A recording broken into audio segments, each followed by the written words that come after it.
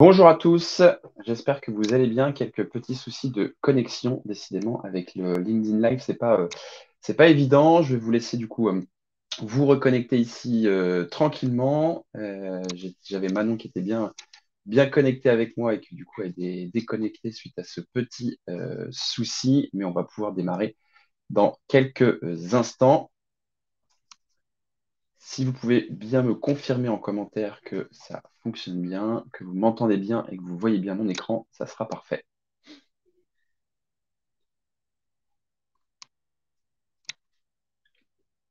Bonjour à tous, bonjour à tous.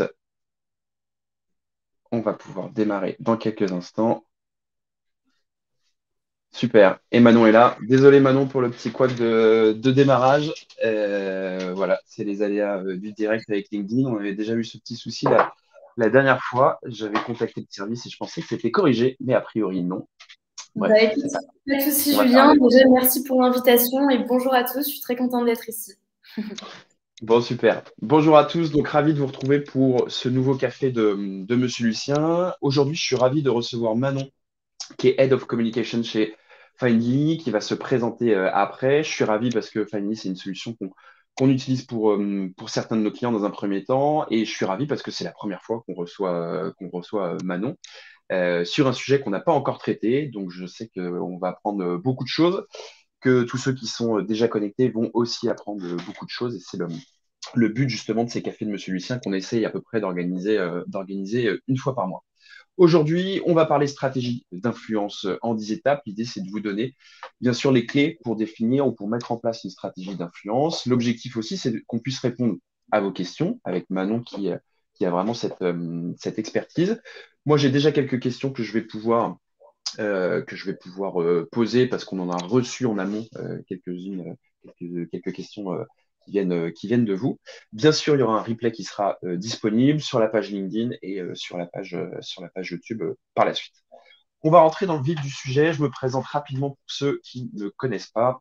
Je m'appelle Julien Tour, mais je suis le fondateur d'une agence digitale qui s'appelle Monsieur Lucien. On est une agence digitale qui existe depuis 2014 et on accompagne les TPE, les PME dans leur communication digitale à travers trois axes. Un axe vraiment opérationnel, puisqu'on fait des sites web, on gère des réseaux sociaux, on fait des campagnes de pub sur les réseaux sociaux, on fait des newsletters, on rédige du contenu.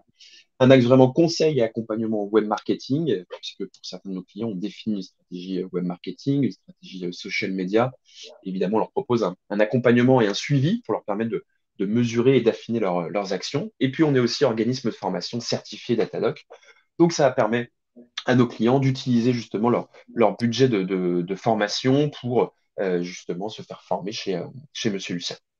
Notre volonté chez Monsieur Lucien, c'est de vulgariser, de rendre accessible au maximum le discours digital et surtout de faire prendre conscience à nos clients qu'ils doivent mesurer leurs actions, qu'ils aient 1000 euros de budget ou 150 000 euros de budget, la démarche est la même. On est présent sur tous les secteurs d'activité. On n'est pas spécialisé sur un secteur d'activité. On accompagne aussi bien des startups dans le voyage que des groupes dans le domaine de l'industrie, que de l'agence immobilière, que des entreprises dans le domaine de la restauration. Et on veut rester ouvert, évidemment, à tous ces secteurs d'activité. Manon, je te laisse prendre la parole pour te présenter. Yes. Bah, comme l'a dit Julien, je suis Manon Rock, Head of Communication chez Finly. Donc, qu'est-ce que je fais? En gros, je fais des conférences, des articles de blog, des webinars, des formations, des guides, etc. Tout ça dans le but de vous aider à vous former dans le marketing d'influence. Donc, la team Finly, elle représente 12 experts de l'influence. On va avoir des personnes qui gèrent l'agence, des personnes qui gèrent la partie commerciale, la partie technique, et on est une team qui est justement très soudée. On vous propose du coup plusieurs solutions. Julien, si tu peux tourner la slide. Pardon. Pas de souci. Hop.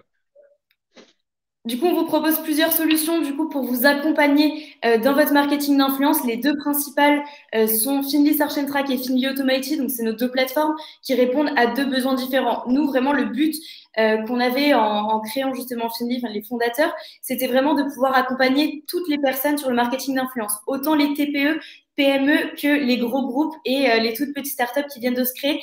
Donc, on a deux offres à deux budgets différents qui répondent à deux objectifs différents. J'en parlerai un petit peu plus en détail dans les slides précédents, dans les slides suivantes, pardon. Mais voilà. Super, merci Manon. Je vous invite, pour ceux qui ne l'ont pas déjà fait, à ajouter Manon sur LinkedIn.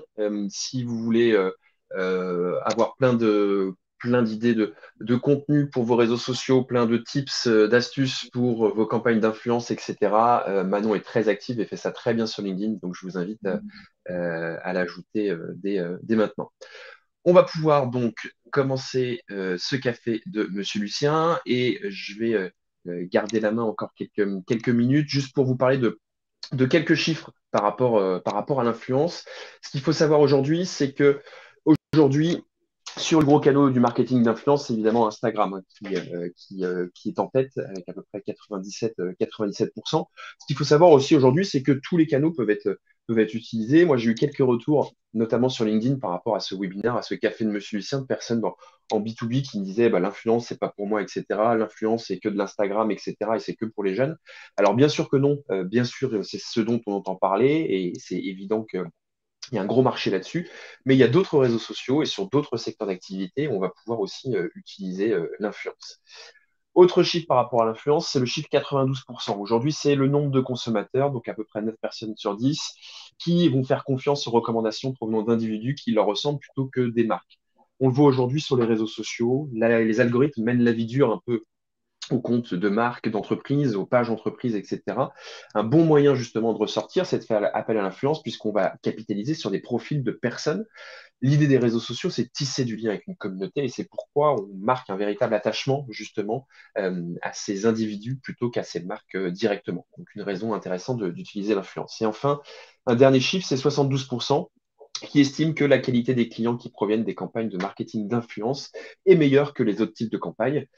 Là, évidemment, ça fonctionne uniquement, mais Manon en parlera bien mieux que moi, si les influenceurs que vous sélectionnez sont bien en lien avec votre ligne éditoriale, les valeurs que vous souhaitez représenter, s'il y a vraiment une adéquation par rapport à ça. Mais effectivement, on se rend compte que lorsqu'il y a des campagnes d'influence qui sont menées, les retours sur investissement sont très efficaces. Je voulais aussi revenir sur certaines dernières actualités, avant de laisser la parole à Manon, des actualités dont vous avez peut-être entendu parler. La première chose, c'est le fameux sticker sur Instagram, le fameux sticker, le lien. Avant, on avait le fameux swipe up qui était réservé aux comptes certifiés, aux comptes de plus de 10 000 abonnés. Aujourd'hui, ce swipe up a disparu et donc vous avez un lien en story directement accessible. Peu importe que vous ayez 10 000 abonnés et que vous en ayez 10. Alors, la fonctionnalité est en cours de développement. Donc, ne venez pas m'engueuler si elle n'est pas encore accessible sur votre compte Instagram, ça va venir. Donc, du coup, depuis vos stories, vous pouvez ajouter un lien qui va rediriger vers votre site web ou vers un événement, vers une billetterie, ce que vous voulez. D'accord.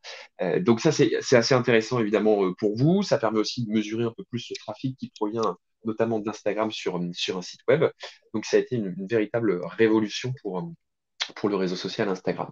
Autre évolution qui concerne YouTube, là aussi vous en avez peut-être entendu parler, c'est la fin du compteur de dislikes. Ça veut dire quoi? C'est-à-dire que sur YouTube, vous aviez les fameux pouces qui valident le fait qu'on aime une vidéo et les fameux pouces à l'envers qui affichaient un compteur de personnes qui n'aiment pas cette vidéo. Aujourd'hui, ça disparaît. C'est-à-dire que vous avez quand même le bouton je n'aime pas qui est affiché, mais vous n'avez pas le compteur à côté. C'est uniquement les éditeurs, les youtubeurs qui ont accès quand même à combien de personnes ont disliké la vidéo, mais il ne va plus s'afficher. Alors, on pourrait débattre sur le fait que ça soit bien ou pas bien, mais en tout cas, c'est aussi là une révolution, puisque quand vous allez arriver sur une vidéo, vous n'aurez plus ce fameux compteur, vous aurez toujours la possibilité de marquer votre insatisfaction sur une vidéo, mais vous ne verrez pas combien de personnes ont cliqué sur ce bouton. Et dernière petite actu, c'est le lancement du live shopping sur Facebook. Alors pour l'instant, c'est pas en France. On espère que ça va arriver dans les mois à venir. Pour l'instant, c'est aux États-Unis, au Canada. L'idée, tout simplement, c'est avec la fonctionnalité live de Facebook, c'est de pouvoir proposer un live shopping, c'est-à-dire qu'on imagine très bien un ou une influenceur qui peut mettre en avant des produits qu'on peut acheter directement, un peu le télé-shopping. Alors, s'il y en a qui ont plus de 40-50 ans, ça vous parle peut-être, mais le télé-shopping à l'ancienne, qui permet effectivement de faire la promotion de produits. Je vais maintenant laisser la parole à Manon. N'hésitez pas à poser toutes vos questions dans le chat. On répondra à la fin. Il y a Colline à côté de moi aussi qui modère le chat, qui pourra sûrement apporter déjà des éléments de réponse. N'hésitez pas aussi à partager vos bonnes pratiques, votre vécu, ce qui a marché, ce qui n'a pas marché. C'est pas une science exacte, donc parfois on peut avoir des réussites improbables ou au contraire des échecs qui étaient normalement voués à réussir. Manon, c'est à toi de jouer. Yes. Merci Julien. Déjà, je te rejoins sur tout ce que tu as dit au niveau des chiffres et au niveau des nouvelles fonctionnalités. C'est top et ça va surtout beaucoup aider le secteur du marketing d'influence. Du coup, on va commencer avec l'étape numéro un. L'étape numéro un qui est de déterminer des objectifs. Car si vous n'avez pas d'objectifs, bah, vous ne risquez pas de les atteindre, tout simplement. Donc, du coup, il y a différents types d'objectifs. On a des objectifs de notoriété, d'image de marque, d'acquisition et de fidélisation et de satisfaction client. Donc, sous ces objectifs, je vous ai mis un petit peu quels sont les KPIs en gros à prendre en compte, mais on va en parler un petit peu plus après. En gros, vous pouvez faire connaître votre marque, faire aimer vos produits, votre entreprise, vos valeurs, faire agir. Donc faire agir, c'est-à-dire avec quel KPIs? Tu as déjà des questions? Du coup, on en parlera à la fin, mais là, je vous les ai mis un petit peu en amont pour que vous puissiez un petit peu plus comprendre les prochaines étapes. Mais en gros, faire agir, ça va être tout simplement acheter des produits sur votre site e-commerce si vous êtes un site e-commerce, faire venir en magasin si vous êtes un magasin physique, faire prendre des démos ou alors des demandes de devis. Et pour ce qui est de faire préférer et augmenter, bah, par exemple, ça va être augmenter votre panier moyen, ça va être faire préférer votre entreprise à celle des concurrents. Voilà, je ne sais pas s'il y a des questions sur cette première étape qui est de déterminer les objectifs, mais c'est super important. Et en plus de ça, il faut utiliser la méthode SMART, qui est la slide juste après. Donc, pourquoi la méthode SMART? C'est parce qu'il faut que vos objectifs soient spécifiques. On doit savoir vraiment où on va avec ces objectifs, mesurables, c'est-à-dire qu'après, on va pouvoir tout simplement mesurer et savoir si les objectifs ont été atteints ou non. Donc atteignable, réaliste, donc ne vous mettez pas non plus la barre trop haute. L'objectif, c'est de tout simplement répondre aux objectifs. Et temporel, il faut vous donner une durée limitée parce que vous ne pouvez pas vous dire, OK, ça c'est l'objectif dans 4-5 ans. Vous pouvez avoir des objectifs court terme, moyen terme et long terme. Manon, j'avais déjà une question du coup que Ouais. j'avais identifiée, j'en ai parlé un peu en introduction, mais est-ce que dans le cadre du B2B, est-ce que c'est pertinent selon toi de mettre en place une stratégie d'influence? Donc carrément, carrément, moi je trouve que c'est super intéressant pour une stratégie B2B. Donc les réseaux sociaux, ça sera plus LinkedIn, Twitter et YouTube. C'est un petit peu moins démocratisé que l'influence B2C, ça c'est complètement, c'est clair.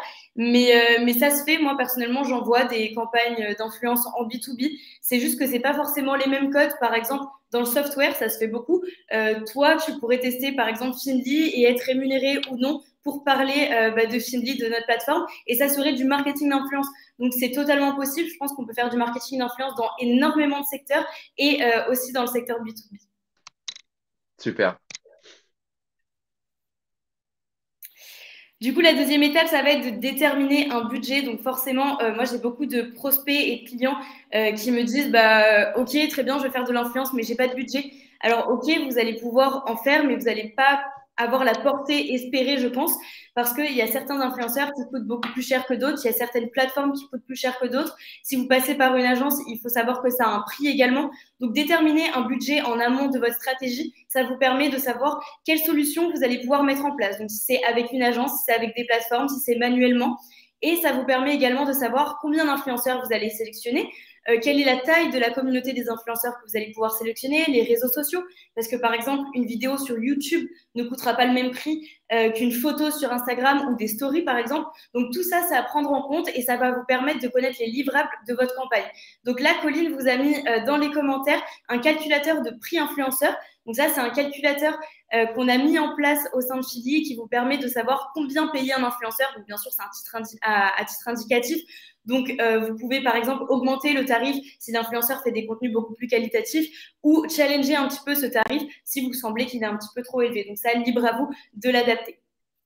Là, du coup, j'ai aussi une question à te poser, Manon, qu'on avait reçue, c'est est-ce que la rémunération d'un influenceur est proportionnelle au nombre d'abonnés? Alors, proportionnel, oui et non, parce que bien sûr, dans la rémunération de l'influenceur, on va prendre en compte la taille de sa communauté, mais ça ne fait pas tout. On ne rémunère pas un influenceur juste par rapport à son nombre d'abonnés. On le rémunère également par rapport au contenu qu'il publie. Ça va être une vidéo, forcément, ça demande plus de temps, plus de montage, donc plus de rémunération. On va aussi le payer en fonction du réseau social sur lequel on souhaite communiquer et surtout la qualité du post. Donc, c'est-à-dire qu'un influenceur, par exemple, qui a plusieurs centaines, voire milliers d'abonnés, peut-être qu'on va le payer un peu plus cher qu'un influenceur qui a 1 million d'abonnés si le contenu est peut-être plus pertinent et plus travaillé que sur une simple story, par exemple. Super. Et je découle du coup sur une autre question qu'on nous pose régulièrement. Est-ce que on est obligé de rémunérer un influenceur? Est-ce qu'un influenceur on peut juste le contacter parce qu'on veut lui proposer notre produit mais sans rémunération? Ou est-ce qu'on peut avoir un partenariat autre que de la rémunération directe? Alors non, on n'est pas du tout obligé de payer les influenceurs, mais moi je trouve quand même que c'est pas mal déjà si vous voulez attirer l'influenceur, parce que ce qu'il faut savoir, c'est que l'influence marketing aujourd'hui, tout le monde veut en faire, donc il y a énormément de concurrence. Et pour attirer un influenceur, il faut généralement lui proposer soit une dotation de produit qui soit assez intéressante, soit une rémunération de produit, une rémunération en argent, pardon. Et du coup, plus l'influenceur va avoir d'abonnés, plus il va avoir de demandes, plus justement ce tarif va être élevé. Mais bien évidemment, par exemple, sur la nano et la micro-influence, on peut uniquement faire de la dotation de produits. Beaucoup d'influenceurs également n'ont pas de société quand ils sont en nano ou micro-influenceurs. Du coup, on ne peut pas les rémunérer, mais vous pouvez, par exemple, leur donner un bon cadeau à la FNAC, chez Amazon. Ça, nous, on le fait de temps en temps. Et sinon, ça va être de la dotation de produits. Mais moi, je vous conseille quand même de rémunérer l'influenceur, même si c'est par exemple 50 euros, parce qu'il sera beaucoup plus investi dans la campagne que s'il n'était pas rémunéré. Ok. Et du coup, dernière question, nous on le pose souvent, alors notamment dans le domaine B2B, qui ont parfois un peu plus cette logique, mais est-ce qu'on peut rémunérer un influenceur, pardon, en fonction des résultats obtenus? Est-ce qu'on peut avoir un objectif et lui dire, bah, en fonction des objectifs atteints, il y a une rémunération qui augmente? Carrément, ça se fait beaucoup. Généralement, il y a quand même un fixe et après, il y a d'autres commissions sur les ventes. Mais avec, par exemple, des nano ou micro-influenceurs, je pense que tu peux négocier, c'est même sûr, nous on l'a déjà fait, des commissions sur les ventes. Mais après, tous les influenceurs n'acceptent pas, donc tu peux essayer et après, au pire, s'ils n'acceptent pas, lui proposer un fixe. Mais c'est vrai qu'on peut faire ça et ça peut se quantifier, par exemple, avec un code promotionnel. Toutes les personnes qui ont utilisé le code promotionnel de l'influenceur, et ben cet influenceur-là aura X% du prix de vente. Super. Donc, du coup, quel type d'influenceur? Donc, OK, on a des influenceurs, mais il y a plusieurs types d'influenceurs. Je vous ai parlé un petit peu de nano, micro, mais il y a également les macros et célébrités. Donc, les nano-influenceurs, ils ont entre 500 et 5000 abonnés, donc ils ont peu de visibilité, mais ils ont un très fort engagement, étant donné que c'est un petit cercle proche. Généralement, c'est les amis d'amis qui sont dans ce cercle proche des nano-influenceurs. Donc, du coup, on a beaucoup de crédibilité et de conversion. Les micro-influenceurs, là, on est entre 5000 et 100 000 abonnés. Donc, on a une audience qui est quand même beaucoup plus visible. On a un engagement qui est toujours très fort, étant donné que on est quand même sur 100 000 abonnés, c'est énorme, mais on reste sur un micro-influenceur souvent de niche. Donc, c'est très important. Ça permet d'avoir de la crédibilité, de la conversion et surtout un très fort taux d'engagement. On a les macro-influenceurs, donc qui ont entre 100 000 et 1 million d'abonnés. Donc là, on a une audience qui est assez énorme, donc une grosse visibilité. L'engagement commence à redescendre, étant donné que plus on a d'abonnés, moins on a d'engagement. Déjà, l'algorithme des réseaux sociaux ne montre pas les publications à l'entièreté de la communauté. Souvent, c'est entre 10 et 20%. Donc, du coup, vous, vous doutez bien que si l'influenceur a 1 million, les 1 million ne vont pas voir la publication. C'est ceux qui vont interagir le plus avec l'influenceur qui vont voir la publication. Donc, c'est pour ça qu'on a un petit peu moins d'engagement et on a également un petit peu moins de conversion parce qu'on sait aujourd'hui que les macro-influenceurs, généralement, sont payés pour parler de marques, de produits. Donc, du coup, ça enlève un petit peu de crédibilité, mais les macro-influenceurs sont top pour tout ce qui est enjeu de visibilité. Et après, on a les célébrités donc, qui sont au-dessus de 1 million. Donc là, on a une visibilité au max, si je peux dire. Et on a un petit peu moins d'engagement, un petit peu moins de conversion pour les mêmes raisons que les macro-influenceurs. Ok. Est-ce que tu as un conseil ou qu'est-ce qu'il faut faire quand on veut approcher les plus gros influenceurs qui sont parfois évidemment très sollicités, difficilement accessibles, qui peut avoir un agent ou une agence justement qui centralise un peu les demandes? Déjà, si l'influenceur a un agent, moi je vous conseille vraiment de passer par l'agent et pas passer. Enfin, ce qu'il faut surtout pas faire, c'est passer par les DM de l'influenceur. Ce qu'il faut savoir, c'est qu'il y a énormément de marques qui vont lui envoyer des messages privés. Il y a énormément de followers aussi qui vont leur envoyer des messages privés parce qu'ils échangent beaucoup avec les influenceurs. Donc ça, je pense que ça va être hyper bouché, donc je ne vous le conseille pas. Souvent, les célébrités, macro-influenceurs ont leurs adresses mail directement sur leur Instagram. Donc, je vous conseille de passer par l'adresse mail ou par l'agent direct. Vous aurez plus de chances d'avoir des réponses. Mais surtout, la clé, c'est de se démarquer. Dites-vous que ces influenceurs-là reçoivent des centaines et des centaines de demandes de partenariat par jour. Donc, forcément, il y en a plus de 80% qui finissent dans la poubelle, qui sont même pas répondus. Donc, il faut pouvoir se démarquer, il faut les intéresser, il faut être clair dans ce que vous leur demandez. L'influenceur ne doit pas devoir relire tout simplement le mail 2, 3, 4 fois. Il doit lire une fois le mail, comprendre ce qu'on veut et surtout être attiré par la campagne. Et je vous parlerai un petit peu plus après dans les slides suivantes. Je vous ai fait un petit template de mail sur comment aborder un influenceur. Donc là, on va passer à l'étape numéro 4 qui est choisir un influenceur. N'hésitez pas, hein, si vous avez des questions, vous pouvez les poser. Colline pourra y répondre et Julien et moi, on pourra également répondre à ces questions en live. Donc du coup, comment choisir un influenceur? Donc tout simplement, au début, il va falloir faire une liste de critères. Donc cette liste, elle va vous permettre de savoir ce que vous voulez et ce que vous ne voulez pas. Donc tout d'abord, il faut lister les réseaux sociaux. Donc si vous voulez faire votre campagne sur Instagram, sur TikTok, sur YouTube, sur Twitter. Une liste également des mots-clés pertinents. Donc, si vous êtes dans la food, par exemple, vous pouvez mettre food, tasty, recettes, chef. Et là, vous allez avoir des influenceurs qui sont plus pertinents en listant ce type de mots-clés. La catégorie, donc là, comme je vous le disais, ça peut être par exemple food cooking. La localisation, parce que si par exemple, c'est un magasin physique et que vous ciblez toute la France alors que votre magasin est à Nantes, c'est peut-être pas forcément pertinent. Vous allez également déterminer l'âge, donc ça, c'est pas obligatoire, mais ça dépend. Par exemple, si votre produit est destiné aux personnes âgées, vous n'allez pas prendre un influenceur qui a 25 ans. Ça sera pas hyper pertinent. La taille de la communauté également, donc nano, micro, macro et célébrité. Et également les centres d'intérêt de la communauté. Et ça, c'est vraiment le plus important. OK, il faut cibler l'influenceur, mais il faut cibler surtout votre client in fine. Donc, le client in fine, ça sera qui? Ça sera la communauté de l'influenceur. Donc, pour ça, il faut connaître ses centres d'intérêt, sa localisation, son genre, pourquoi pas son âge. Plus vous allez avoir d'informations sur la communauté de l'influenceur, plus vous allez pouvoir toucher directement votre cible. Et du coup, à droite, je vous ai mis une petite capture d'écran de la plateforme Finly Search and Track. Donc, sur Finly Search and Track, c'est hyper simple. Vous avez juste à rentrer ces critères-là, vous cliquez sur valider et on vous sort une liste hyper pertinente pour ce que vous recherchez. Pour utiliser l'outil, pour certains de nos clients chez Monsieur Lucien, l'outil est très bien fait et facile de prise en main. Donc, je vous recommande évidemment de le tester. Top. Du coup, pour choisir un influenceur, donc ça, c'était un petit peu les critères de sélection au niveau surtout de la data. Mais il y a d'autres critères qui sont hyper importants et ça va plus être un petit peu du feeling. Donc, ça va être l'influenceur partage les mêmes valeurs que votre marque. Donc, ça, c'est hyper important. Par exemple, si vous êtes une marque dans l'écologie et que l'influenceur s'en fiche complètement de l'écologie, bah, forcément, ça va pas avoir l'impact souhaité parce que il faut savoir que votre marque, en fait, va rallier son image à l'influenceur et inversement. Donc, si les deux ne matchent pas, on ne va pas avoir une campagne qui est compatible et surtout qui aura un impact sur votre ROI, ce qu'on souhaite in fine. Le ton du message abordé par l'influenceur est également hyper important parce que, par exemple, si vous êtes une entreprise très corporate et que l'influenceur emploie le ton de l'humour, bah, peut-être que la communauté de l'influenceur ne va pas se retrouver dans votre produit ou inversement. Du coup, c'est un peu dommage. Après, il y a des exceptions, bien évidemment. Ce conseil est adapté en fonction de votre secteur, vos produits, etc.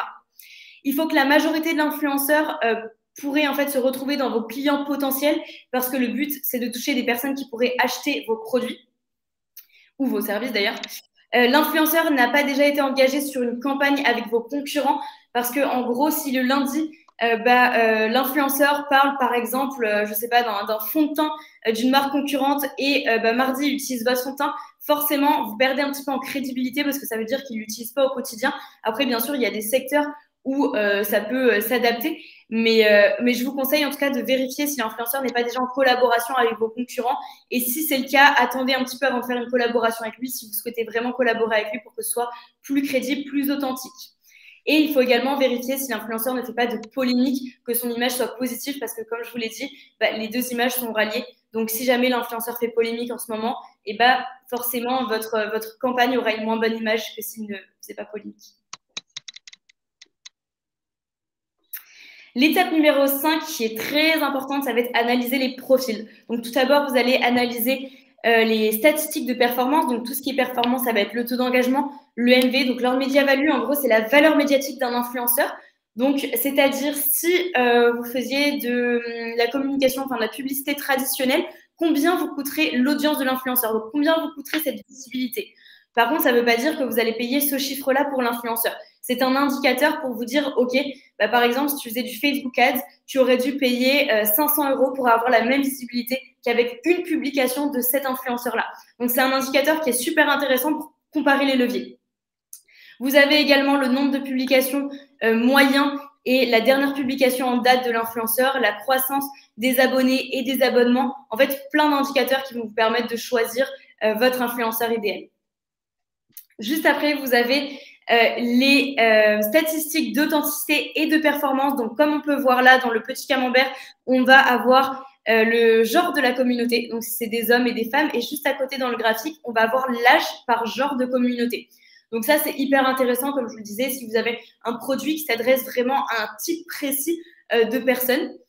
Vous avez également la localisation de la communauté. Donc ça, c'est hyper important pour savoir si votre influenceur a vraiment une communauté qui est présente dans le secteur que vous souhaitez. Et ça permet également de savoir si l'influenceur a eu recours, par exemple, à l'achat d'abonnés. Parce que grâce à ça, on peut savoir et on peut en fait localiser les comptes bots. Donc, c'est super intéressant. Et juste après, vous avez ma stat préférée qui est la statistique d'abonnés vérifiés. Donc, ça permet tout simplement de voir si l'influenceur a acheté des abonnés ou non, s'il a fait du follow and follow, par exemple, ou s'il y a des comptes suspects et inactifs sur son profil. Donc, ça, c'est hyper intéressant parce que je ne vous recommande pas du tout de travailler avec un influenceur qui a acheté des abonnés parce que forcément, vous allez payer pour, par exemple, 100 000 abonnés. Mais si ça se trouve, il en a que 10 000 de vrais, donc vous allez payer un influenceur et au final, vous n'allez pas toucher la communauté. Donc, c'est hyper dommage. Il faut vraiment faire attention à ce type de statistiques. Malheureusement, ces statistiques, vous ne pouvez pas les avoir partout. C'est des statistiques que vous pouvez retrouver principalement sur des plateformes de marketing d'influence, comme Search and Track. Ouais, merci Manon, tu as devancé ma question du coup que j'ai affichée, comment savoir si les stats d'un influenceur ne sont pas biaisés. Effectivement, c'est une grosse crainte nous, pour beaucoup de nos clients lorsqu'ils veulent faire de l'influence. Ils ont un peu peur de tomber sur un influenceur qui aurait des faux followers, des faux abonnés. Il y a aussi quelque chose que vous pouvez regarder, c'est-à-dire que si vous avez un influenceur qui a 100 000 abonnés, mais quand il publie du contenu, il a 3 likes ou très peu de commentaires, c'est louche. C'est-à-dire que normalement, un influenceur qui est authentique et qui a développé sa communauté de façon réelle doit maintenir un certain taux d'engagement. Tout à l'heure, Manon disait entre 10 et 20% sur le nombre de personnes qu'il va toucher. Donc, il doit avoir des commentaires, des likes. S'il y a un très gros décalage entre la taille de sa communauté et le nombre de commentaires ou de likes sur ses publications, ça peut déjà vous mettre la puce à l'oreille. Exactement. Et si je peux rajouter aussi, il y a des influenceurs qui trichent un petit peu sur leur Media Kit. Donc, ils vont t'envoyer un Media Kit avec des statistiques, mais bien sûr, ces statistiques ne sont pas prouvées, étant donné que souvent, les gens n'ont pas de plateforme pour le vérifier. Donc, ce qui est pas mal, c'est qu'en s'équipant d'une plateforme comme Finly Search and Track, vous pouvez être sûr que les statistiques sont véridiques. Et en plus de ça, vous avez accès à de nombreuses statistiques que l'influenceur n'a même pas en sa possession. Donc justement, tu parlais de profil Pacali. Moi, j'ai montré quelques exemples. Donc là, je ne sais pas si vous voyez bien, mais déjà, tout à gauche, on lui a mis une note de D+. Donc comment on met cette note? En fait, les algorithmes de nos applications, enfin de l'application Finly Search and Track, va repérer un petit peu toutes les statistiques et en faire une note globale. Donc là, à première vue, vous pouvez voir directement qu'un D+, c'est pas un profil qui sera qualitatif pour faire une campagne d'influence parce que c'est souvent un profil qui n'est pas authentique, qui a acheté des abonnés ou qui n'a très peu d'engagement. Bref, c'est un profil qui ne va pas, donc on lui met une mauvaise note. Vous pouvez voir également que cet influenceur a 48 000 abonnés, mais par contre, il a 0,01 en taux d'engagement et 0 en taux de commentaires, taux d'engagement de commentaires. Donc ça, on peut se dire, OK, l'influenceur n'a jamais de like, jamais de commentaires. C'est hyper bizarre pour quelqu'un qui a 48 000 abonnés. 48 000 abonnés, c'est quand même une audience qui est développée. Donc, on devrait avoir beaucoup plus de likes, beaucoup plus de commentaires. Par contre, on peut voir que l'influenceur a une fréquence de publication assez forte, étant donné qu'il y a pratiquement 3 publications par semaine et que la dernière en date était il y a 3 jours. Donc, c'est un influenceur qui est actif, mais un influenceur dont la communauté n'a pas l'air très authentique. On va le voir après, on va surtout le confirmer. Si Julien, tu peux passer la slide. Donc voilà, là, on voit toujours que cet influenceur a 48 000 abonnés, mais on voit sur la publication qu'elle a 2 likes et il me semble 2 commentaires. Donc, c'est vraiment très, très peu, voire même rien du tout pour un influenceur. Enfin, même moi, je fais plus alors que je dois avoir une centaine d'abonnés. Donc, il faut faire vraiment attention à ça. Là, il y a clairement eu de l'achat d'abonnés. On va le confirmer encore après dans l'analyse de communauté. Donc, l'analyse de communauté, là, comme on peut voir, on a 65% de communauté qui vient de Malaisie. Donc souvent, les bots, c'est-à-dire les faux comptes, viennent de Malaisie, Thaïlande, un petit peu d'Asie, un petit peu d'Afrique également. Donc généralement, quand un influenceur est européen ou vient d'Amérique, là pour le coup, je crois que son compte était basé aux États-Unis et qu'on a 65% en Malaisie, là c'est clairement plus une surprise, on a de l'achat d'abonnés, donc ça, il faut faire vraiment attention. Parce que, par exemple, quelqu'un aurait pu collaborer avec cet influenceur juste par son nombre d'abonnés, parce que 45 000, c'est vraiment pas mal quand même quand on se débute dans l'influence. Donc, on aurait pu collaborer avec cet influenceur-là, mais en poussant un petit peu les recherches, on a vu que ce n'était pas un influenceur authentique, donc il ne fallait pas collaborer avec. Ouais, j'en profite juste pour rebondir. Je sors un peu du sujet. Parfois, on a certains clients qui veulent avoir plus d'abonnés que le voisin. Donc là, on n'est pas sur de l'influence, mais nous, on a très bien pour des clients qui disent, moi, je veux 10 000 abonnés parce que mon concurrent, il en attend, etc. Est-ce qu'on peut en avoir à pas cher? Est-ce qu'on peut en acheter? Oui, mais ça n'a aucun intérêt, strictement aucun intérêt, parce que vous allez avoir une communauté qui ne réagit pas avec votre contenu. Déjà que quand vous publiez du contenu, comme l'a dit Manon, il y a 10-20% de votre audience qui voit votre contenu. Si en plus c'est une audience complètement fausse, ça ne sert strictement à rien. Il vaut mieux avoir une communauté avec 1000, 3000, 5000 abonnés qui réagit plutôt que 100 000 abonnés qui soient pour 95% complètement factices. Et ce qui est hyper dommage en plus, c'est que ça va biaiser complètement les statistiques parce que forcément, vous allez avoir un gros nombre d'abonnés, mais votre taux d'engagement va être un peu pourri parce que vous allez avoir beaucoup moins de likes parce que les comptes n'existent pas, donc forcément, ils vont pas liker, ils vont pas commenter. Et en plus, vous allez avoir des personnes qui vont se désabonner très régulièrement de votre profil. Donc, moi, personnellement, je rejoins Julien, je ne vous conseille pas du tout d'acheter des abonnés. Et non plus le follow and follow, je vous le conseille pas. Je vous conseille vraiment de faire une croissance d'abonnés qui est organique parce que c'est la meilleure solution et c'est ce qui vous permettra d'avoir des clients in fine. Du coup, on continue sur un profil qui n'est pas quali, donc c'est toujours le même profil que tout à l'heure. Donc, on a les abonnés vérifiés. Donc là, on peut voir qu'il n'y a que 20% de sa communauté qui est en abonnés vérifiés. Donc, c'est très, très, très mauvais, sachant que pour une bonne moyenne, il faut pratiquement plus de la moitié, mais on est surtout sur du 70 80% pour que ce soit vraiment une communauté très authentique. Et on peut voir aussi à droite que la répartition particulier-professionnel, il n'y a pas un grand écart. Généralement, sur les influenceurs, on voit quand même beaucoup plus de particuliers de professionnels. Et là, on voit quand même pratiquement un middle de particuliers professionnels. Donc ça aussi, ça peut être un indicateur. Après, il peut y avoir pas mal d'exceptions parce qu'il y a plein d'influenceurs qui sont suivis par énormément de marques. Mais généralement, on a quand même plus de particuliers. Donc ça peut être un indicateur, mais ce n'est pas le principal. Et là, à contrario, on vous montre également un profil qui est qualitatif. Donc là, on peut voir sa note qui est de A-, sachant que les notes vont de A+ jusqu'à D-. Donc tout à l'heure, je vous montrais vraiment le pire du pire, et là, je vous montre pratiquement un des meilleurs. Donc, cette personne a 37 000 abonnés et elle a 23% d'engagement en termes de likes et 23% d'engagement en termes de 1% d'engagement en termes de commentaires. Par contre, pourquoi c'est pas un profil qui est hyper qualitatif?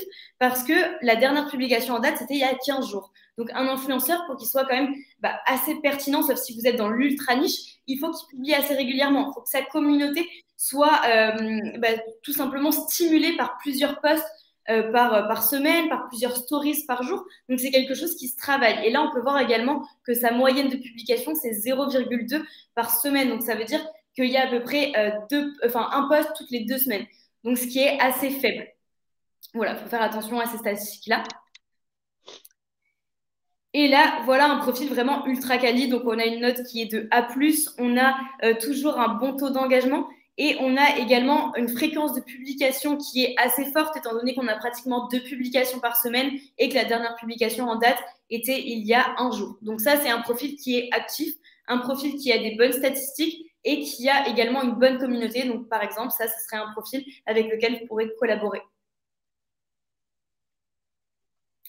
Tout à l'heure, tu me parlais justement, Julien, de contacter des influenceurs. Donc, il faut être hyper personnalisé, mais il ne faut pas non plus perdre trop de temps. Donc là, Colline vous a mis un guide qu'on avait écrit avec Clara, donc la personne en charge de l'agence. C'est gérer la relation marque et influenceur. Donc en fait, ça va vous permettre d'avoir plein de conseils sur votre relation marque-influenceur. Mais le contact, c'est vraiment hyper important. Combien de fois j'ai vu des mails passer où il y avait marqué bonjour McFly et Carlito pour un mail qui était destiné à l'institution, ou combien de fois j'ai vu bonjour prénom parce que la variable n'avait pas été vérifiée et que du coup il n'y avait pas le prénom de l'influenceur. Et ça, très clairement, l'influenceur, qu'est-ce qu'il fait? Il met le mail directement dans sa poubelle. Il reçoit des milliers de mails par mois. il ne va pas prêter attention à un mail qui n'est pas personnalisé. Donc, il faut au maximum le personnaliser et essayer de l'automatiser pour ne pas perdre forcément de temps. Donc, par exemple, sur Finly Search and Track, vous pouvez personnaliser vos mails grâce à des variables et faire des mails groupés à plusieurs personnes. Donc, ça, c'est assez intéressant si vous voulez contacter, par exemple, 10, 20, 30, 40 influenceurs. Donc, ça, c'est assez intéressant. Donc, le mail, comment il doit se découper? D'abord, vous devez avoir un objet catchy. Donc, ce que j'entends par catchy, c'est qu'on doit tout connaître sur le mail en une seule phrase. Donc, on doit mettre collaboration parce que vous demandez une demande de partenariat. On doit mettre le réseau social. Donc là, par exemple, c'est Instagram. Si c'était Facebook, ça serait FB. Si c'était TikTok, ça serait TT. On met des abréviations pour que ce soit pas trop long. Vous mettez également le nom de votre marque et une petite description assez catchy. Donc, par exemple, si vous êtes dans du savon solide, souvent, ce qu'on se demande, c'est est-ce que le savon mousse? Donc là, vous pouvez mettre, par exemple, le savon écologique qui mousse. Ça, c'est un objet un peu catchy qui fera ouvrir le mail.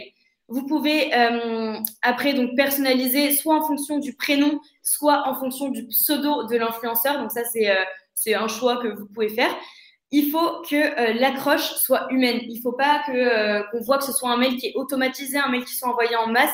Donc, n'hésitez pas à dire je sais que tu aimes bien tel ou tel produit, donc je pense que tu pourrais aimer tel produit. Je sais que toi, tu es vraiment regardant au niveau de l'écologie, donc je pense que mon savon pourrait t'intéresser. Il faut vraiment, d'une part, personnaliser, mais d'une autre part, humaniser cet email. Il faut également bien choisir vos informations. Il faut que le mail soit synthétique et qu'il soit clair dès la première lecture. Donc, pour ça, vous allez mettre toutes les informations de votre campagne, toutes les informations liées à votre entreprise et vos produits, mais de manière synthétique et claire, encore une fois. Et la dernière étape, ça va être de demander un échange avec l'influenceur. Donc, sans forcément lui dire, bon, si tu es intéressé, on s'appelle. Vraiment faire un échange, mais toujours un petit peu humain. Par exemple, là, ça serait alors je me réjouis d'assurance de ton retour. Donc, en gros, c'est vraiment intéresser l'influenceur et lui donner envie de vous recontacter. C'est vraiment le but de ce mail. Une fois que l'influenceur a décidé de collaborer avec vous, une fois que vous avez un petit peu échangé sur ce que vous souhaitez mettre en place, il faut absolument faire un brief pour que les deux parties, même le brief, vous pouvez l'envoyer en fait dès le second mail, dès que l'influenceur a répondu oui à la demande et qu'il souhaite en savoir plus. Ça vous permet vraiment que les deux parties soient au courant de tous les livrables, de tout ce qu'il y a à faire et qu'on n'ait pas en fait de mauvaises surprises. Donc là, il faut personnaliser encore une fois le brief parce que l'influenceur en reçoit pareil énormément. Donc, il faut toujours qu'il ait de l'intérêt pour votre campagne. Donc, vous allez choisir les réseaux sociaux, le nombre de publications, le nombre de stories, la date des posts, les dates des stories. Vous allez également mettre les mentions. Si, par exemple, il faut mentionner votre compte Instagram. Si vous avez le hashtag, par exemple, je ne sais pas, Christmas, parce que c'est une campagne pour Noël, il faut le mettre également. Si vous avez un jeu concours, il faut le mettre. Il faut également mettre en lien toutes les règles du jeu concours avec la dotation de produit, les dates du jeu concours. En fait, tout ce qu'il y a à savoir, il faut que ce soit présent sur le brief. Pareil, si vous avez un code promotionnel, il faut le mettre. Il faut mettre le nom du code, la date où le code sera périmé. Il faut également mettre s'il y a une rémunération, s'il y a une dotation de produit. Donc, tous les éléments de votre campagne, il faut qu'ils soient sur le brief. Colline vous a mis un template de brief pour vous aider. Donc, c'est un template que j'ai réalisé et qui, je pense, va grandement vous aider pour vos prochaines campagnes d'influence parce que ça permet de récapituler toute la campagne sur une seule page. Une fois qu'on a un brief, il faut contractualiser. Ça, c'est vraiment super important. Il y a plein de clients encore qui me disent « Mais moi, j'ai pas besoin d'un contrat. Je fais juste une campagne avec un influenceur. Il va me faire 2 posts, 2 stories. Je lui envoie le produit et ça sera OK. » Donc, pour éviter franchement les mauvaises surprises, je vous conseille vraiment de créer un contrat, même si c'est pour une publication, même si c'est pour un influenceur. Ça vous évite d'une part les mauvaises surprises, ça encadre l'opération, ça vous permet vraiment, ok, vous envoyez vos produits, mais vous êtes sûr d'avoir un retour derrière parce que c'est contractualisé. Ça permet donc de vous protéger, mais aussi de protéger l'influenceur et d'intégrer tous les livrables pour qu'ils soient faits en temps et en heure. Donc pareil, un contrat, je sais que c'est un petit peu dur à réaliser, surtout quand on n'en a jamais fait. Donc, Clara de la Finly Agency vous a préparé un contrat que Colline, tout simplement, vous a mis dans les commentaires. Donc, n'hésitez pas à le télécharger. Je pense que ça peut pas mal vous aider. Et vous pouvez le personnaliser en fonction de votre entreprise, de vos produits, de l'influenceur. Donc voilà. La 9e étape, ça va être de traquer et mesurer les contenus. Donc, on en parlait un petit peu des KPIs tout à l'heure. Là, je vous ai mis un exemple de bilan de campagne qui est généré automatiquement avec la plateforme Finly Search and Track. Donc, si jamais vous n'avez pas de plateforme, vous pouvez quand même mesurer ces KPI. Ça va être juste un petit peu plus long et vous n'aurez peut-être pas accès à toute la data. Mais c'est pas grave, vous pouvez quand même le faire. Par exemple, un taux d'engagement, ça se calcule très facilement. Si vous connaissez pas le calcul, vous faites calculateur de taux d'engagement. Vous en avez un sur Google ou sinon vous allez sur notre site internet. J'en ai fait un, je vous l'ai mis à disposition. Donc, n'hésitez pas à télécharger également. Vous avez donc là tous les KPIs de la campagne. Donc, vous avez le reach, c'est-à-dire la cible qui a été touchée par la campagne. Combien de personnes ont vu votre message? Vous avez leur média value. Vous avez le nombre de publications. Vous avez le nombre d'influenceurs, le nombre de stories, vous avez le nombre de likes, de commentaires, de vues dans les stories également. Et juste en bas, vous avez un comparatif des influenceurs. Donc, le comparatif des influenceurs, il est hyper pratique parce que si vous faites, par exemple, une campagne test avec 5 influenceurs, mais que les 2 derniers avec lesquels vous avez collaboré n'ont rien rapporté, bah, vous savez que vous, pour votre prochaine campagne, vous allez collaborer uniquement avec les 3 premiers parce que les 3 premiers ont été efficaces alors que les 2 derniers moins. Donc, ça vous permet vraiment d'avoir cet indicateur-là. Après, vous pouvez rajouter d'autres indicateurs comme par exemple le ROI. Donc ça, vous pouvez le mesurer grâce à votre Google Analytics. Ou alors, si vous avez mis en place un code promotionnel, ce que je vous conseille parce que ça permet d'actionner des ventes, mais surtout de les traquer, vous pouvez tout simplement mesurer combien de personnes ont utilisé ce code promotionnel.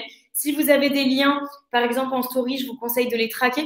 Donc, vous pouvez mettre un lien traqué et savoir combien de personnes ont cliqué sur votre lien. Par contre, je vous déconseille sur Instagram de mettre un lien Bitly. Franchement, c'est horrible. On voit que ça sur Instagram en ce moment. J'ai une plateforme qui est beaucoup mieux, je trouve. C'est la plateforme Linkly. Donc, Linkly. Et sur cette plateforme, vous pouvez le personnaliser avec votre nom de domaine. Par exemple, nous, on met contenu.finly /webinar. Donc, c'est beaucoup plus pratique. Et ça, vous pouvez le mettre surtout sur Instagram. Maintenant qu'il y a l'étiquette, il n'y a plus le swipe up, donc il y a l'étiquette, comme l'a dit Julien tout à l'heure. Et du coup, on voit le nom. Et en ce moment, on voit que des Bitly partout. Donc, forcément, ça apporte un petit peu moins de crédibilité. Toujours au niveau du tracking et de la mesure des contenus. Donc là, je vous ai mis un petit bilan de campagne qu'on a fait avec un client qui utilise la plateforme Finly Search and Track. Donc, c'est The Belly Lab. Donc, The Belly Lab, en fait, c'est des formations de santé et bien-être pour les femmes qui viennent d'accoucher. Donc, du coup, on est sur une cible ultra niche. Donc, c'était un petit peu compliqué de chercher des influenceurs par eux-mêmes, en fait, manuellement. Du coup, ils ont décidé de passer par une plateforme qui est la nôtre.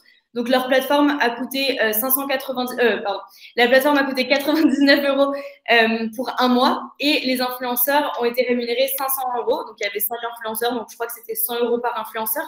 Et de là, on a les résultats qui ont été générés. Donc, on a 213 000 personnes qui ont été touchées. On a pratiquement 4 000 likes, pratiquement 300 commentaires, pratiquement 500 000 vues pour les stories. On a un EMV qui est de pratiquement 500 000 € et on a surtout des ventes qui ont été générées et des ventes qui s'élèvent à 1 600 €. Donc, les formations n'étaient pas hyper chères, mais vu qu'on était dans un ultra niche, il fallait trouver ses clients. Et là, The Belly Lab a trouvé ses clients grâce aux influenceurs de niche. C'était des micro-influenceurs. Donc, ils n'avaient pas forcément beaucoup d'abonnés, mais c'était des micro-influenceurs qui étaient des mamans et qui étaient justement un petit peu spécialisés dans le bien-être. Donc, forcément, leur communauté avait un attrait tout simplement pour ce type de produit. C'est pour ça que la campagne a bien fonctionné. Et là, je vous ai un petit peu récapitulé tout ce qu'il faut faire et tout ce qu'il ne faut pas faire et dont je n'ai pas forcément parlé tout à l'heure. Donc, déjà, si vous voulez plus de conseils, je vous conseille de télécharger le guide 30 conseils pour réussir sa campagne d'influence. Pauline vient de vous le mettre dans les commentaires. Donc, comme le dit le titre, il y aura 30 conseils pour réussir votre campagne d'influence. Donc, c'est des conseils qui sont assez bas niveau, donc des conseils un petit peu quels réseaux sociaux choisir, et des conseils qui sont assez très haut niveau, donc quel type de contenu, par exemple, vous permet d'avoir du ROI. Donc, ce qu'il faut faire, c'est faire tester absolument vos produits. Moi, j'ai énormément de personnes encore qui me disent ok, je vais prendre mon influenceur, il va venir dans mon magasin, il va faire ses stories et il va repartir en disant que c'est très bien. Non, un influenceur, il faut qu'il teste les produits et il faut qu'il soit surtout satisfait des produits pour qu'il vous fasse une bonne pub. C'est comme dans tout. Si le client, si l'ambassadeur, si l'influenceur est satisfait, il va vous faire une meilleure com que s'il n'a pas testé les produits parce que forcément, s'il n'a pas testé, il ne va pas savoir de quoi il parle. Donc, on n'aura pas le but escompté. Il faut rémunérer l'influenceur, donc ça c'est un conseil aussi. Comme on en parlait tout à l'heure avec Julien, selon moi, ça permet justement d'impliquer l'influenceur dans la campagne et surtout, si vous voulez que ça devienne un ambassadeur sur du long terme, bah, ça permet tout simplement de lui dire, ok, bah, avec moi, tu auras quand même un revenu qui est assez régulier. Donc, t'aimes mes produits, tu as un revenu qui est régulier, bah, deviens ambassadeur de ma marque et généralement, c'est comme ça que ça fonctionne. Ça permet également de créer un lien de confiance. Donc, faire du marketing d'influence, si on n'a pas de lien de confiance, je pense que ça ne sert à rien. Il faut que vos influenceurs aient confiance en vos produits et envers votre marque. Et il faut que la communauté de l'influenceur ait confiance en l'influenceur. Donc, en fait, c'est un triangle et au milieu, il y a la confiance. C'est tout ce qu'il faut retenir. Il faut également interagir avec le contenu de l'influenceur. Je vois énormément encore de personnes qui font du marketing d'influence, mais qui, une fois que l'influenceur a posté les publications, déjà, d'une part, ne le remercie pas, ne commente pas la publication, ne partage pas. Et c'est dommage parce qu'au final, on pourrait avoir beaucoup plus de portée si la marque prenait le temps un petit peu de répondre aux commentaires de l'influenceur. Souvent, il y a des questions en plus sur les produits. Donc, c'est hyper dommage parce que des fois, moi, je vois des questions sur des marques et la marque ne prête même pas du temps pour répondre en fait à ces questions alors que ça pourrait justement les transformer en clients. Donc, tout simplement, répondre aux commentaires, liker quelques commentaires, pourquoi pas vous abonner à quelques personnes qui ont commenté la publication de l'influenceur, repartager en story sa publication et surtout être réactif dans les messages privés que vous allez recevoir parce qu'il est possible que vous allez recevoir énormément de messages privés de la part de la communauté de l'influenceur qui est intéressée par vos produits. Pareil, tout dépend de votre secteur. Par exemple, on avait un client qui était Oracle Décor. Donc là, on est sur des produits, donc c'est des moulures au plafond. Enfin des moulures tout court. Et du coup, c'est un produit qui est assez onéreux et qui demande souvent des devis, etc. Donc là, les personnes avaient besoin d'être conseillées en message privé. Ils ont reçu énormément de demandes en MP. Et si la marque n'avait pas été réactive, ils n'auraient pas signé énormément de personnes. Et là, la marque a été réactive, donc ça s'est transformé en client. Et le dernier conseil que j'ai à vous donner, c'est amplifier vos publications avec du Facebook Ads. Ça, c'est hyper important et c'est encore pas très courant dans le marketing d'influence, même si on en voit de plus en plus. Si la publication d'influenceurs marche bien, il faut l'amplifier. Il faut tout simplement faire du Facebook Ads. Donc pour ça, vous avez pas mal d'agences, dont Monsieur Lucien qui fait du Facebook Ads. Donc n'hésitez pas à vous renseigner auprès de lui. Mais c'est super important et ça permet justement de toucher une cible qui est hyper précise. Vous avez une portée qui est beaucoup plus large et surtout si la publication a bien fonctionné sur un premier échantillon, elle fonctionnera généralement bien sur un autre échantillon qui est bien ciblé. Donc voilà, je vous conseille de faire du Facebook Ads. Par ailleurs, il faut que l'influenceur soit au courant parce que c'est son image que vous allez tout simplement amplifier. Donc il faut que ce soit prédéfini dans le brief et dans le contrat, soit une fois que l'influenceur a fait la publication, il faut le négocier avec lui. Ça peut demander généralement une autre rémunération parce qu'on utilise son image. Soit vous pouvez amplifier le contenu de l'influenceur en direct, soit vous récupérez le contenu de l'influenceur et vous l'amplifiez sur le compte de votre marque, comme vous voulez. Les deux sont possibles. Et à contrario, ce qu'il ne faut pas faire, donc c'est le non-matching influenceur-marque, j'en parlais un petit peu tout à l'heure. La course aux followers, donc tout à l'heure, Julien en parlait au niveau des marques qui voulaient absolument énormément de followers, plus que leurs concurrents par exemple. Et c'est pareil dans le marketing d'influence. Généralement, nos clients, ils nous disent « Ok, moi je veux collaborer avec l'influenceur qui a le plus d'abonnés ».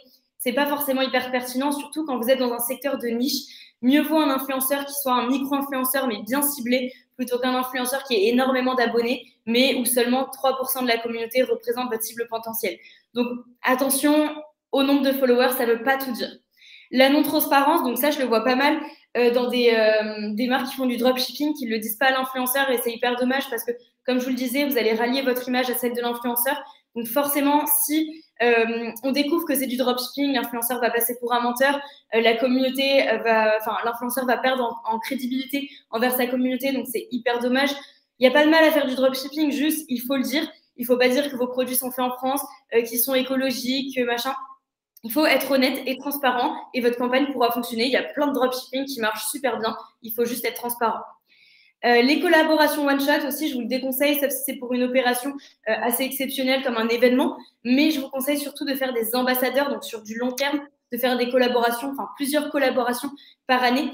Donc, ça vous permet tout simplement de crédibiliser votre partenariat avec l'influenceur, mais c'est surtout que sur les réseaux sociaux, on est inondé de contenu, que ce soit la publicité, le marketing d'influence. On voit des produits de partout. Donc, notre cerveau, qu'est-ce qu'il a besoin? Il a besoin de voir le message plusieurs fois, en fait, pour le retenir et se dire, OK, go, j'ai besoin de ce produit, je vais l'acheter. Et en plus de ça, ça va augmenter votre classement dans le top of mind. Donc, le top of mind, c'est par exemple quand je pense à fond de teint, je pense à L'Oréal en premier, par exemple. Et ben ça, c'est mon top of mind. Donc, je vais acheter directement chez L'Oréal parce que je vais au moins regarder ces produits parce que c'est la marque à laquelle je pense quand je pense à ce produit-là. Donc, ça, c'est hyper important aussi. Et ce qu'il ne faut surtout pas faire, c'est imposer vos codes. Donc, ça, j'en vois encore, enfin, vous n'allez pas me croire, mais j'en vois beaucoup. C'est des personnes qui font un copier-coller et qui disent, OK, tel influenceur doit me lire tel texte. Ça se voit souvent dans les influenceurs de télé-réalité, pas tous, hein, mais on voit souvent qu'ils sont en train de lire un texte et généralement ils regardent pas leur écran et ils déballent un texte. Des fois ils butent sur quelques mots, mais ça c'est pas authentique. L'influenceur ne va pas utiliser ses propres mots, ses propres codes. La communauté ne risque pas de se retrouver là-dedans. Donc très honnêtement, moi je vous le conseille pas. Après vous faites ce que vous voulez, mais je vous le déconseille. Tu voulais parler de la Christmas Letter by Finley. Merci déjà pour tous ces conseils. Maintenant, on arrive à la fin un peu de ce webinaire. On va pouvoir répondre à vos questions. Et je sais du coup que tu as lancé la Christmas Letter et je te laisse du coup en toucher un mot. Yes, donc la Christmas Letter, c'est quelque chose qu'on a décidé de faire cette année. Je trouve que c'est pas mal comme concept. En gros, c'est une newsletter qui va être envoyée une fois par jour pendant les 25 premiers jours de Noël. Donc un petit peu comme un calendrier de l'Avent au final, mais pour les professionnels. Parce qu'on voulait que ce soit utile et que ça puisse vous servir à développer votre stratégie de marketing d'influence. Donc du coup, chaque jour, vous allez pouvoir retrouver un conseil et un cadeau à gagner. Donc dans les cadeaux, vous allez pouvoir par exemple gagner des fiches influenceurs. Vous allez pouvoir gagner des listes d'influenceurs en fonction des critères que vous allez déterminer. Vous allez pouvoir gagner, le gros lot, ça va être un mois de notre plateforme offerte. En fait, il y aura plein de cadeaux à gagner, dont des formations, par exemple.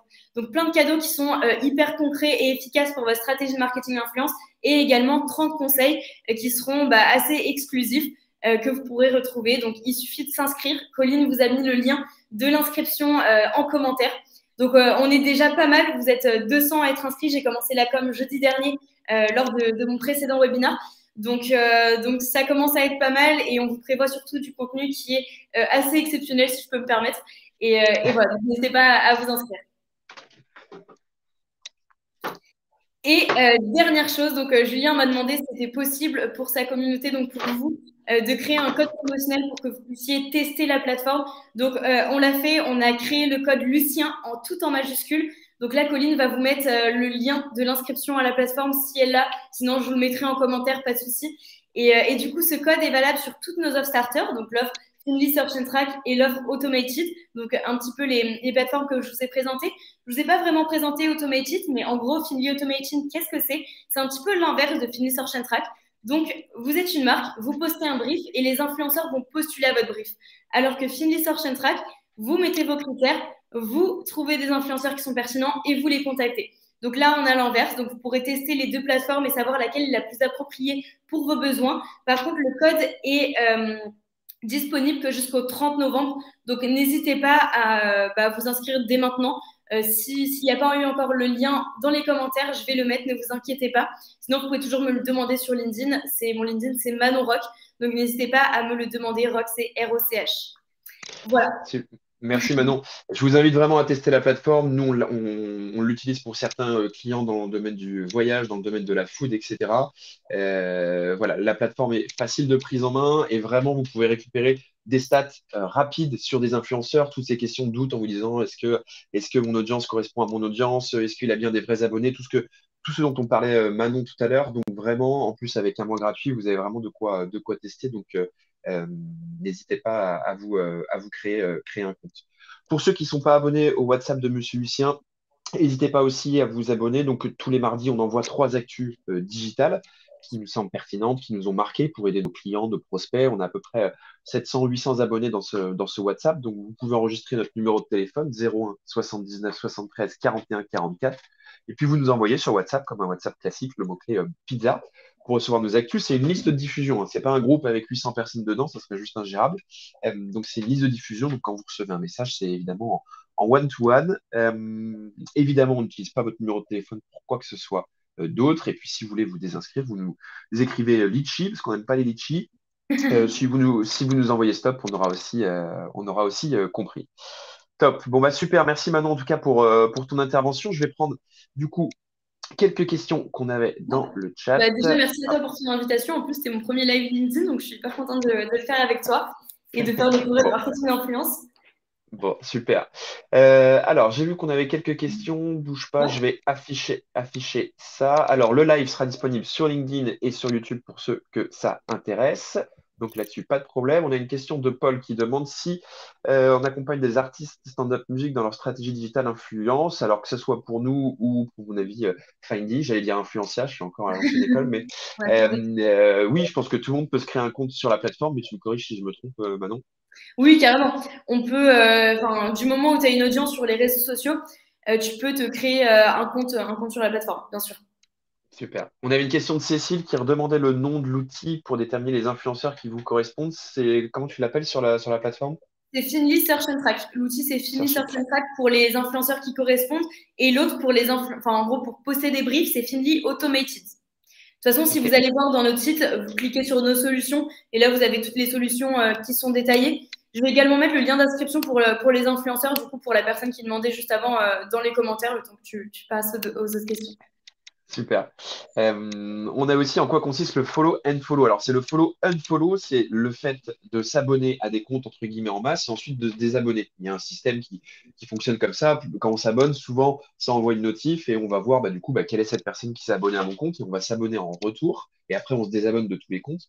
Effectivement, il faut éviter cette pratique. Surtout, n'utilisez pas de robots pour faire ça parce que les réseaux sociaux détestent ça, mais c'est la pratique du follow and follow. Je m'abonne en masse et après je me désabonne en masse juste pour faire grimper mon nombre d'abonnés. Exactement. Alors, on a une question de Clara. Au niveau des taux d'engagement, commentaires et likes, quels sont les minimums à avoir? Est-ce que tu as une réponse là-dessus?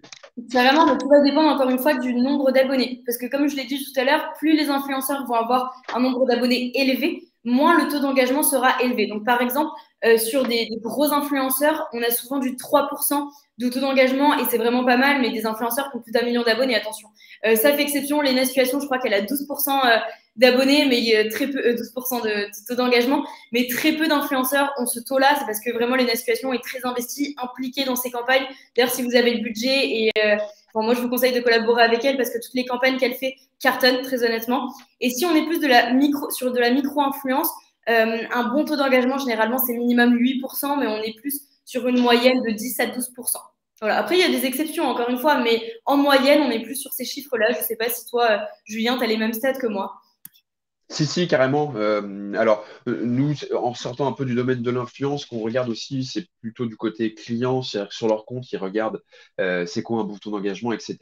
Ce qu'on essaye de leur dire, c'est basez-vous plutôt sur l'évolution de votre taux d'engagement. S'il évolue, ça veut dire que vous êtes sur la bonne voie, vos contenus sont de plus en plus pertinents, et donc c'est le bon travail que vous faites. Si au contraire ça diminue, c'est qu'il faut sûrement remettre en question votre ligne éditoriale, mais du coup, c'est plutôt côté client plutôt que côté influence. Carrément. Et d'ailleurs, pour tous les KPIs, moi, je trouve que c'est hyper important de faire une croissance mensuelle ou au niveau de la semaine. Tout dépend comment vous récupérez vos statistiques. Mais moi, je sais que sur tous mes KPIs et tous mes trackings, en fait, je fais une croissance par mois pour voir l'évolution. Parce que des fois, bah, ça peut un petit peu chuter. Mais au final, on se rend compte que sur les 3 derniers mois, bah, ça a explosé. Donc, c'est pas si grave que ça. Ou à contrario, on peut voir que bah, ça a bien augmenté, mais que les chiffres n'ont pas forcément beaucoup augmenté. Donc, bref, moi, je vous conseille de le faire. On avait une question d'Alix. Comment avez-vous appelé l'alternative au lien Bity? C'est Linky, c'est ça? C'est ça, c'est le Linky? Ouais, je vais le mettre dans le chat, enfin dans les commentaires. Super. Une Et autre d'ailleurs, c'est question gratuit. de. Même avec la connexion de nom de domaine, c'est gratuit? Alors, nous, on a payé parce que je crois qu'on a fait plus de 100 liens, mais il me semble que avant 100 liens, c'est gratuit. Il faut vérifier, mais Ok. normalement, c'est gratuit. Et sinon, il y a des liens d'affiliation aussi, je pourrais en créer un si ça vous intéresse. On a des codes promo, en gros, et ça peut vous permettre d'avoir, je sais pas, moins 50 euros sur votre première utilisation, par exemple. Ok. Une question de Clément. L'influenceur marketing n'est-elle pas vouée à s'éteindre à cause du nouvel algorithme d'Instagram? Je te laisse répondre maintenant. Non, je pense pas. Enfin, c'est même sûr parce que déjà, Instagram n'ont pas pour but de détruire l'influence, étant donné que le marketing d'influence, c'est ce qui fait généralement que les utilisateurs restent sur la plateforme parce que c'est les influenceurs qui créent du contenu sur les réseaux sociaux. Donc s'il y a plus d'influenceurs, il y aura plus d'utilisateurs sur les réseaux sociaux. Donc forcément, c'est vraiment pas le but ni des algorithmes ni des plateformes parce qu'en fait, le but d'un algorithme, c'est de faire rester l'utilisateur le plus longtemps possible sur la plateforme. Donc justement, il va permettre aux influenceurs d'avoir plus de visibilité. Par exemple, on a plein de nouvelles fonctionnalités qui sont faites pour que les influenceurs, justement, évoluent dans leur travail. On a également quelques rumeurs comme quoi Instagram ou Facebook ou d'autres plateformes vont créer leur propre plateforme de marketing d'influence. Donc, c'est vraiment pas le but d'arrêter le marketing d'influence. Ouais, puis quand on voit en plus les nouvelles fonctionnalités dont on parlait tout à l'heure, le live shopping typiquement, où Facebook veut proposer de vendre des produits directement sur la plateforme en live, en mode télé-shopping. J'ai vu Louise, effectivement, tu disais, c'est pas que les plus de 50 ans, il y a aussi les plus jeunes qui connaissent télé-shopping. Mais donc typiquement, non, il y a vraiment une vocation à vouloir conserver ces influenceurs. Effectivement, alors c'est toujours le paradoxe un peu des réseaux sociaux, typiquement Instagram avec son nouveau lien en story. En fait, les plateformes veulent vous garder le plus longtemps sur les réseaux sociaux, mais en même temps, il faut qu'ils arrivent à contenter les utilisateurs. Donc, c'est pour ça qu'Instagram développe cette nouvelle fonctionnalité pour que tout le monde soit influenceur, que tout le monde, entre guillemets, puisse mettre un lien en story. Donc, je pense qu'il n'y a pas trop de soucis vis-à-vis de ça et que l'influence marketing n'est pas vouée à disparaître, en tout cas pas tout de suite. En plus, on a une nouvelle fonctionnalité d'Instagram, là. Bon, elle est pas hyper récente, mais qui nous permet de savoir si le partenariat a été rémunéré ou pas. Je ne sais pas si vous avez vu, mais en gros, vous avez la publication d'influenceur, vous avez son nom, et entre les deux, vous avez le partenariat rémunéré avec Adidas. Donc, ça vous permet de savoir d'une part que le partenariat est rémunéré. Sachez que c'est obligatoire d'ailleurs de mettre soit le hashtag sponsor, soit le hashtag ads.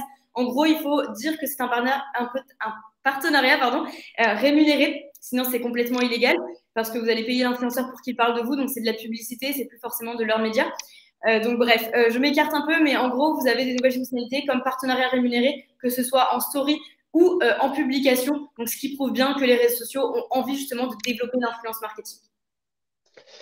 Et on avait une question aussi d'Alix qui disait concernant le KPI taux d'engagement, est-ce que ces critères au-dessus 1%, au-dessus de 3,5 sont les mêmes pour tous les réseaux sociaux?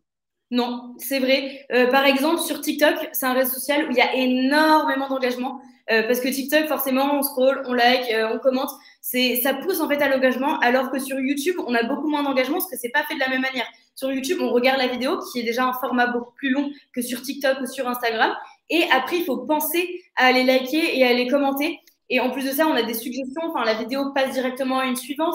Donc, forcément, on a moins cet aspect de je vais liker, je vais commenter, donc on a moins de taux d'engagement. Enfin, le taux d'engagement de YouTube est inférieur à celui de TikTok, mais ce qui est normal, on passe pas le même temps aussi sur TikTok que sur Instagram, on n'a pas la même utilisation. Donc tout va dépendre du réseau social, comme tu l'as dit. Et oui, en effet, il y a des différences et des grosses différences d'ailleurs sur les réseaux. TikTok, c'est celui où il y a énormément d'engagement, je crois même le plus de taux d'engagement que sur les autres plateformes. On a un compliment. Vincent, un premier live, on a l'impression que tu fais ça tous les jours. Alors, c'est un premier live LinkedIn hein, pour Manon. Sinon, elle en fait peut-être pas tous les jours, mais toutes les semaines.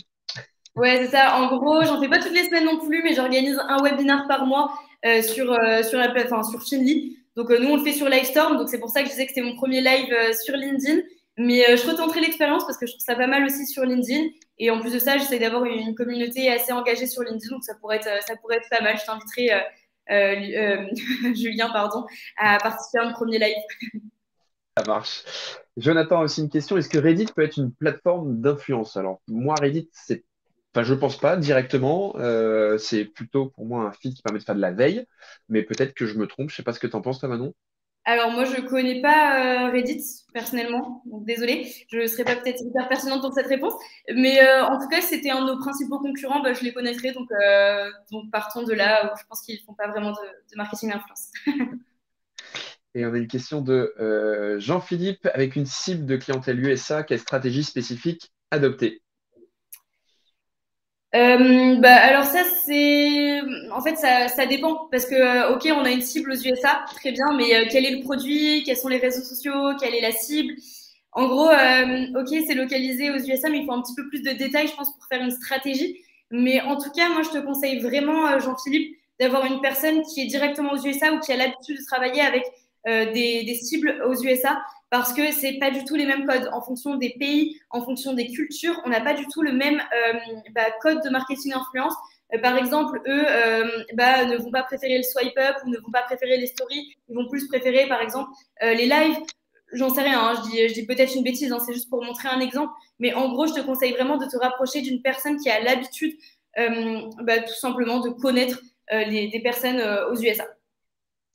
Super, merci Manon. Écoute, je crois que j'ai fait le tour des questions. Donc pour ceux qui sont arrivés en cours de route, ça sera disponible sur LinkedIn en replay et bien sûr sur YouTube.